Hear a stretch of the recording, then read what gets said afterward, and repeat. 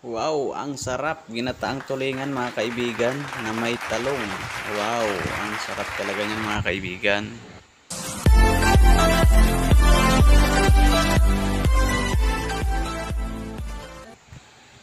Yun, what's up mga kaibigan? Good morning, good evening, good afternoon. Ayan. For today's video mga kaibigan, gagawa tayo ngayon ng ginataang tulingan. Lagyan natin ng talong. So ayan, meron na rin yung mga panglamas nilagay na natin. At syempre, una natin ginawa, pinaksaw ko muna yan mga kaibigan sa suka para mas lalong manuot ang sarap sa katawan ng isda. So ayan po mga kaibigan, no. Lalagay na natin yung dyan, yung unang piga ng gata para mas malinamnam. So ayan po. Kaya ko siya pinapaksiw muna sa suka mga kaibigan para mas masarap. Medyo tumigas yung laman ng tulingan, hindi magdurog.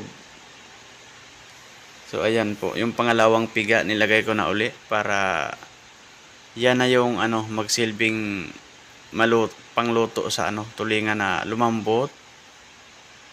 So ayan, kumulo na siya mga kaibigan, medyo kumunti na yung sabaw niya. At sa mga oras na yung mga kaibigan, tinimplahan ko na rin yan, hindi ko na pinakita. So ayan, hintayin ko pa na magkunti yung sabaw. At syempre nilagay na rin natin yung ating talong na panghalo. At yung sabaw na natira na yan nagata mga kaibigan, sakto lang yan na maluto yung talong natin. Hindi pa talaga matuyo yan. Hindi naman natin talaga totally patuyuin ang sabaw kasi mas maganda pa rin na kahit paano yung matirang sabaw mga kaibigan.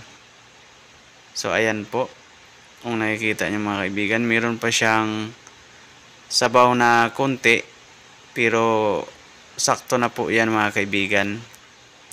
Yung sabaw niya na luto na yan mga kaibigan. Yan, sakto na yan siya. So ayan mga kaibigan, kung nakikita nyo, luto na talaga. Kakain na tayo mga kaibigan. Kung nakikita nyo, ayan na po, nakahain na. So ayan, magandang umaga, good afternoon, good evening pa rin sa inyo mga kaibigan. Ayan po, samahan niyo ako, kakain tayo mga kaibigan. At syempre, kung nagustuhan nyo ang video natin na ito mga kaibigan, huwag nyo kalimutang i-like, i-subscribe at i-follow na rin para updated kayo sa mga susunod pa natin video gagawin mga kaibigan. So ayan po. Bye-bye sa ating lahat. Ingat-ingat tayo palagi. God bless po.